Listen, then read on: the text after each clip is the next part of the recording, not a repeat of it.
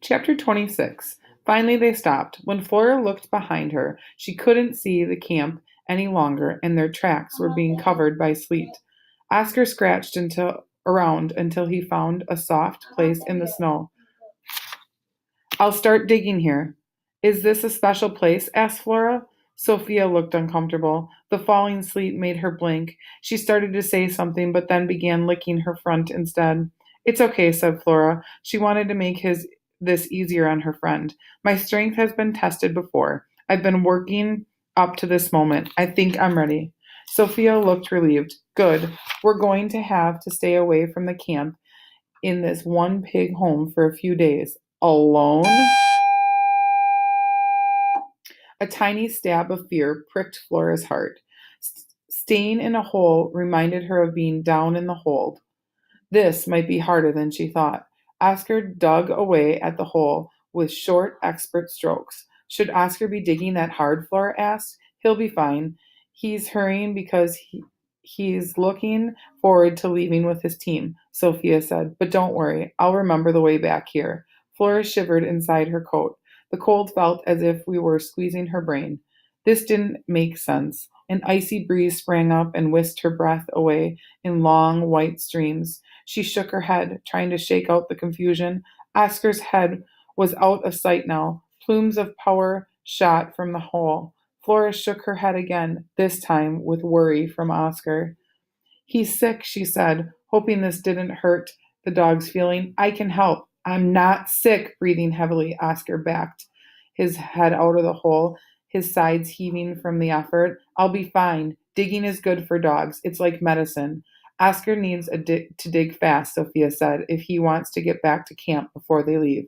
Flora stamped the snow. The crust broke under her feet, and she sank up to her ankles. I don't understand.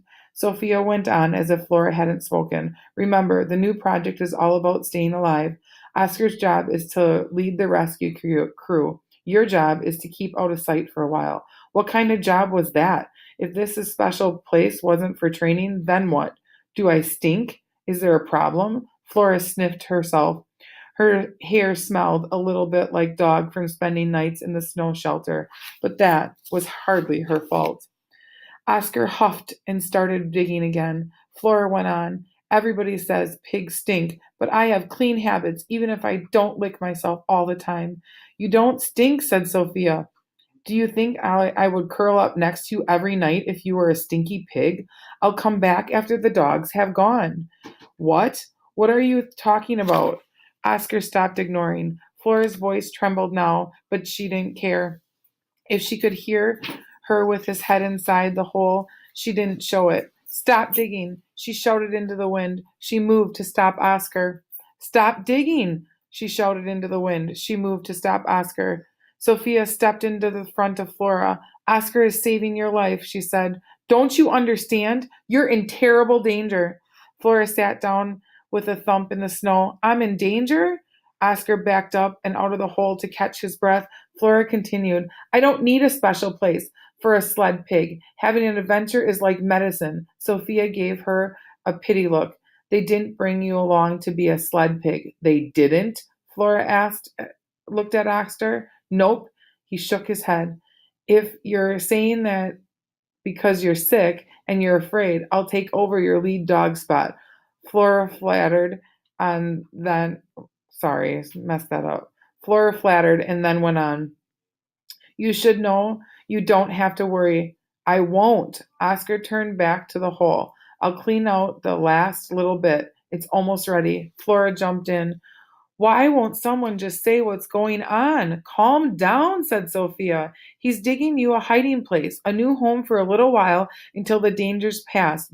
But I want us to face the danger together, like a team. Sophia glared at Flora. I don't need a team. Remember, and I'm cold and wet. This business of trying to keep others safe is starting to put my whiskers in a knot. Flora placed in an angry circle, churning up the ice and snow under her feet. She made no attention to the sharp edges nicking her legs. It was just like Sophia to forget how she had needed help with the rats. I hadn't been in any trouble. Flora stopped pacing. Wait a minute. Are you two trying to get rid of me? Oscar cleared his throat as if he wanted to say something, but panted instead. Yes, she understood now. You're afraid of me, both of you. You know I'm strong, and you think I'll take all the credit. Well, I can see through your plan, and I have another plan. Goodbye. Flora marched off with her head high in the air. Oscar's voice floated through the wind to her. Where are you going? Back to camp.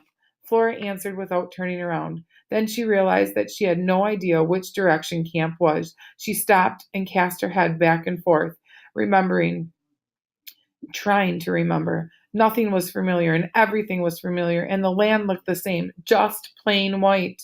She turned and walked back to the dog and the cat, who were still watching her. I decided to give you a chance to follow me. Sophia's tail swished impatiently in the snow. A sled dog would never lose his way back home. Flora looked at Oscar, who blinked and shifted his feet. A sled dog has an unfailing sense of direction, said Sophia. He has broad shoulders for pulling, and he has big, padded feet, which don't break through the crust. Flora looked at the ground where her hooves had chopped up the snow and ice. She felt miserable, lost, and terribly lonely, even though she was not yet alone. Let's pretend you're right for a minute. Why would they have brought me along if it wasn't to be the sled dog? Sophia shook snow off her shoulder. I don't want to tell you because I thought you'd figure it out on your own. Figure it out? The wind seemed to stop for a moment, and silence filled Flora's ear. Food, said Sophia. Flora's head felt light. She felt sick and wanted to lie down. She sat with a thud. Oscar sighed. Pulling is for dogs. Do you think Amos likes you because of your personality? Think about it, Sophia. They want you on their adventure, all right, but not for the reason you think. No, Flora whispered. But the signs were all there. She had a purpose on this expedition, and it had nothing to do with how smart she was or how brave or strong. She was food. Oscar turned and sniffed at the hole he had finally finished. He gave the piled snow at the entrance a swipe. I think it's big enough now. Flora stood up, backed into it. Her ears were ringing, and she barely noticed when her friend said goodbye. Sophia stopped once and looked back, but it had begun to snow, and then were soon out of sight. Flora slid in deeper and curled up. She found that her back legs could tuck inside at the bottom of her throat.